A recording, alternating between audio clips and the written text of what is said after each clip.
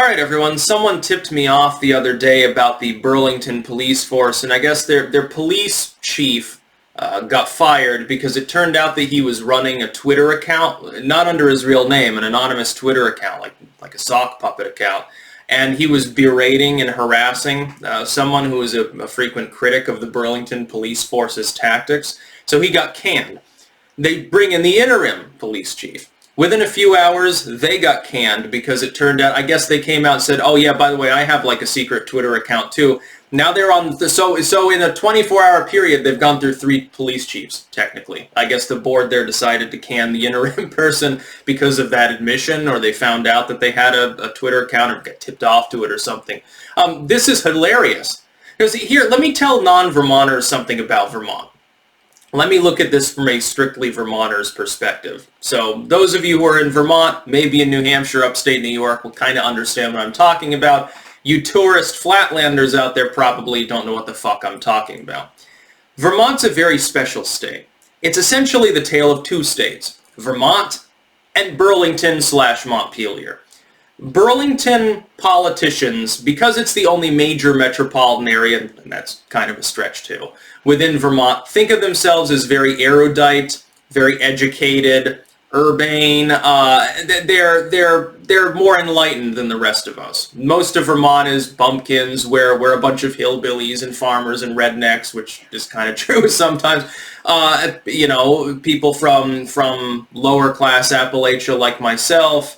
And we're the uneducated ones. And one of the most frequent things, and this is hilarious being a Rutlander, Rutland's police force is considered, you know, by people outside of Rutland and within Rutland, we understand it, is considered like brutal and has corruption problems, and yet look at what's happening in Burlington. They're constantly rambling about, oh my god, those Rutland police. Meanwhile, they're the one can't fucking find a police chief who's not harassing people on Twitter. Isn't that fucking crazy? I find it hilarious. Our police force is supposedly terrible here. Now, I'm not really seeing any problems with them. Up in Burlington, supposedly everything is hippie-trippy granola, and it's the same old story that I've spoken of before about Vermont. People come here with trust funds from other states, and they see Burlington's downtown and Main Street Rutland and Killington or something, or Woodstock, and they think that they've seen Vermont. If they were to go beyond the vineyards of the lower Connecticut Valley or outside of Main Street, though, they would see a lot of problems that they don't at first see. There's an opiate epidemic. There's systemic poverty. Fuel assistance is a huge thing here, in part because of the weather. Aging population, high tax rate, high cost of living. We've got a lot of problems in Vermont, largely caused by the policies of places like Burlington that pretend that they know better than all of these rubes like me out in Rutland or wherever, living down in Manchester or Bennington. And yet, you look at the problems that are had there, and the corruption of Montpelier in some cases, order of magnitude greater than what you see in these smaller outlying communities. So far, we've never had any modern political movement in Vermont that really struck the right chord of saying, hey, instead of letting Burlington run things all the time, how about we understand that that only works for Burlington, where a fifth of the population of the whole fucking state lives, and worry about the other 80% of us that are essentially subsidizing Montpelier.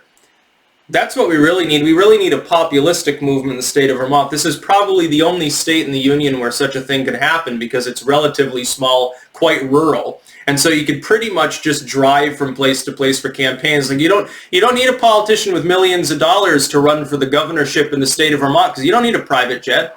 You don't need a limo.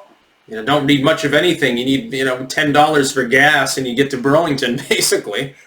It's really easy.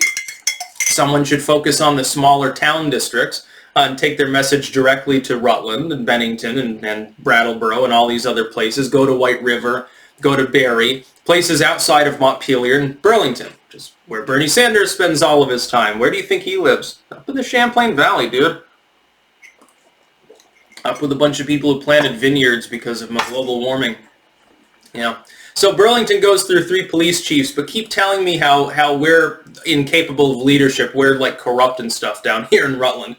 We're the problem of the state. It's like people call Rutland like Vegas. They say it's like an asshole or whatever, like it's kind of round. And Rutland town is literally like a donut, and Rutland City is like a donut hole. redistricting long ago. I think it was like 100 years ago. They split apart along with Proctor, if I remember correctly. We supposedly have all these systemic problems, but Burlington can't even manage its police force. It's not, hey, you know, one cop went crazy, shot somebody. No, you're talking about the person who's supposed to be leading the whole police force was harassing a dissident on Twitter using a sock puppet account. You know, that's a fairly big problem for something like that to happen with a public official, is it not? And for your interim leader, I think the former police chief or commissioner is the one acting at the moment. I think they had to swear him in because they couldn't find anyone. He's older, so maybe he doesn't have a Twitter account or something, I guess. I mean, it's fucking hilarious. Oh, we're so liberal, enlightened, we hippie, weed-smoking granola crunchers, we run our glorious city so well, and then this happens. Yeah, I guess granola doesn't make leadership. How very, very sad. I think that we need new leadership in Montpelier, too, not just Burlington.